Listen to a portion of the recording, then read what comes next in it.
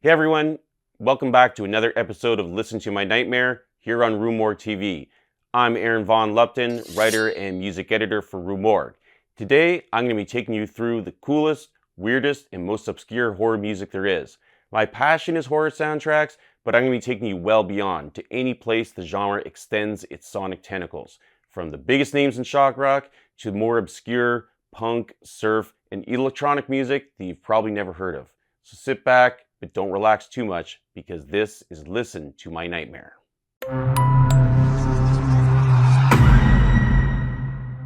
Okay everyone, so welcome back to Listen to My Nightmare, and as usual, we're going to be going through some of my picks. We're going to go through an album, we're going to go through a soundtrack, and then we're going to talk about a 7-inch.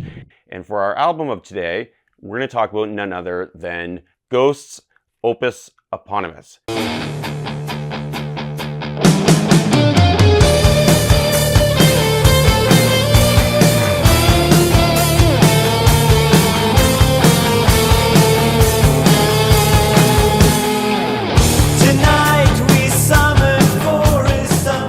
Now, again, I know what you're thinking. You're a poser, Aaron Von Lupton. You picked Ghosts as your choice. Why would you pick Ghosts? And you know what I have to say to that? Too bad, okay? I'm 47 years old and I don't care about being cool anymore, okay? Ghost is a good band.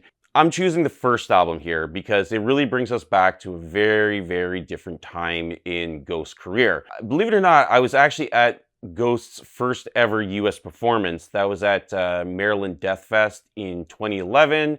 And I also went to their first ever performance in Toronto. That was at the very beginning of 2012 at the Mod Club. But Ghost was a very mysterious band. They were very far removed from the almost arena rock band that they are now. Ghost was almost sort of like synonymous with the word cult. The sound was very occult-like, and there was always these comparisons that people used to make to Blue Oyster Cult, which is definitely true. And at the same time, there was this sort of air of occult mystique to them, in the sense that there was supposed to be a hidden secret identity, that they were somebody else, but you didn't know who they were. And rumors used to circulate that they were actually a different band that was hidden behind their frontman, Papa Emeritus's corpse paint and his get-up costume as a satanic pope with mitre and everything like that. And so there's rumors going around that, oh, maybe they're Behemoth, or there was even a rumor going around that it's some band that if you knew who they were, you would look at them differently, like a cheesy 80s metal band like Halloween or something like this.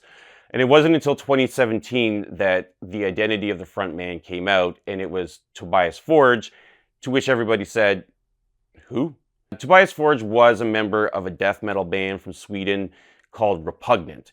And as the story goes, the legend goes, Tobias was writing songs for Repugnant, and the first song he ever wrote that eventually became a Ghost song was Stand By Him. As flames sate through her body, fire, the witch hammer struck her down, an hour severed, she's unbound. He says that this was the heaviest, most awesome guitar riff he ever wrote, and that he just couldn't believe it. There's something about this riff that was just different from anything he wrote in this death metal band.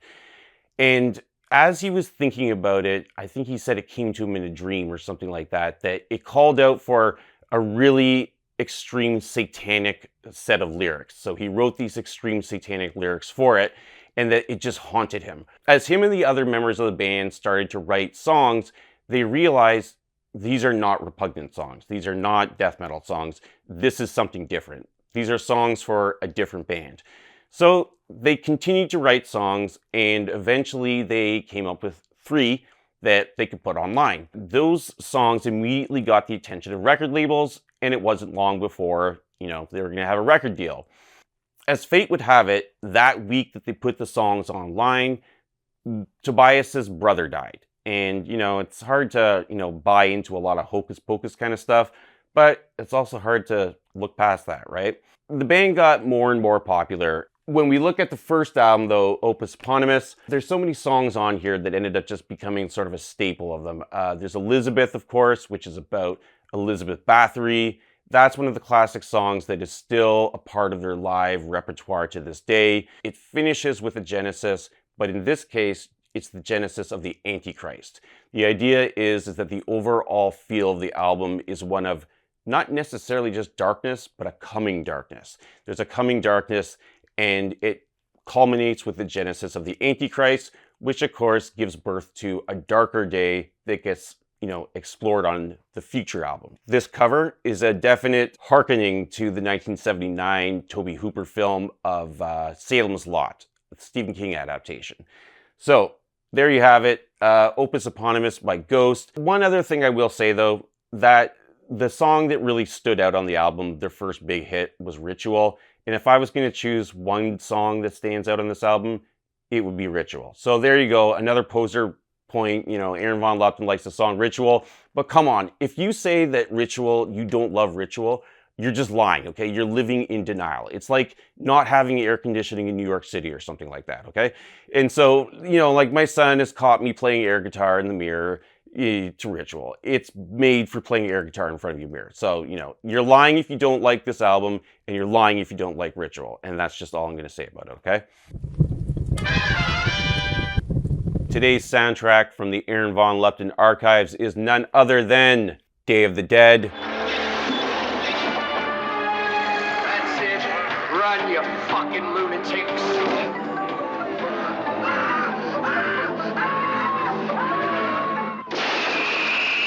George A. Romero's Day of the Dead.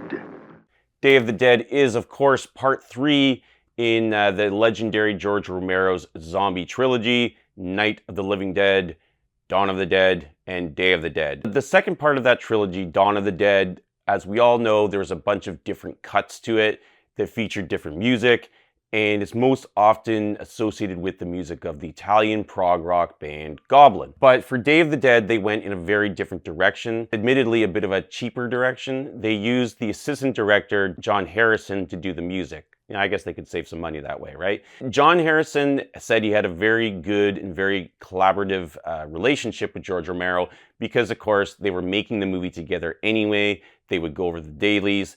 They would cut it together. They would go over how the music was going to work together. The initial reaction to the film and the film's music was actually pretty negative. People didn't like the fact that it had such a light feel to it compared to the other films. Of all the 3 films, Day of the Dead is arguably the darkest. I mean, first of all, it's literally the darkest because it takes place in a cave, right? And at the same time, there's a certain grim quality to the film. The music for Day of the Dead actually has a bit of a Caribbean flavor to it, and that's intentional. That was because the original film was supposed to take place in the Caribbean and South Florida.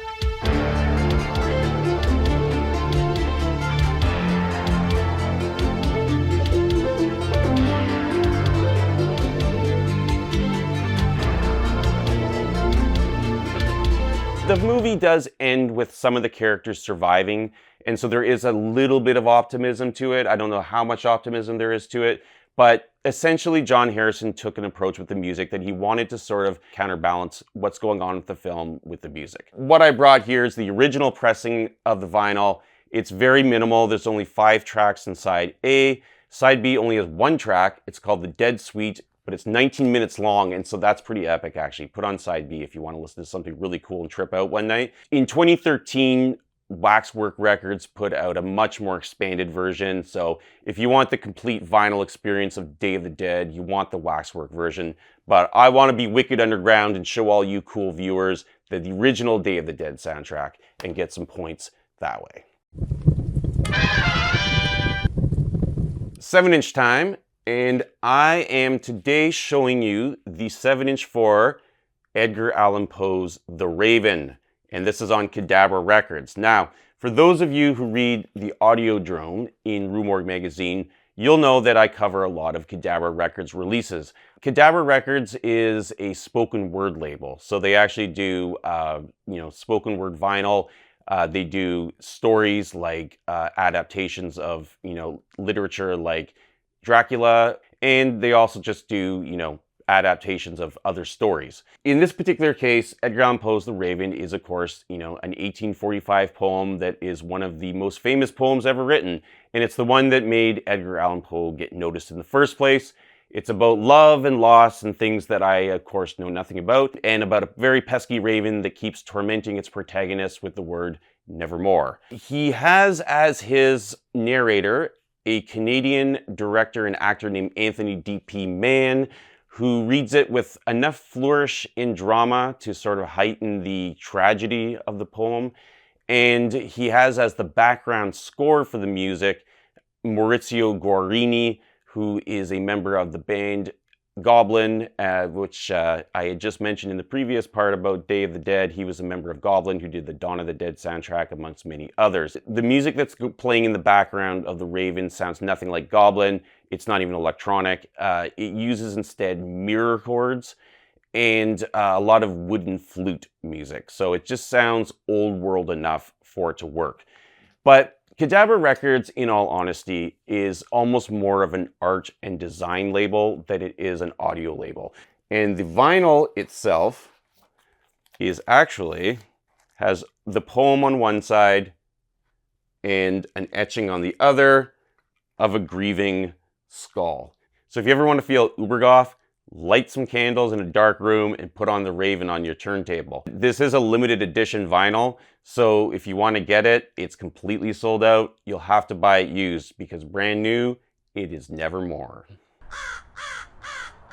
That's it for today's episode of Listen to My Nightmare. Don't forget to like and subscribe to RUE MORGUE TV, and I hope you enjoyed today's choices and the fact that I put ghosts on the show, because if you don't like ghosts, you're lying. Feel free to add musical suggestions in the comments below, and tune in next time. I think you're gonna like it.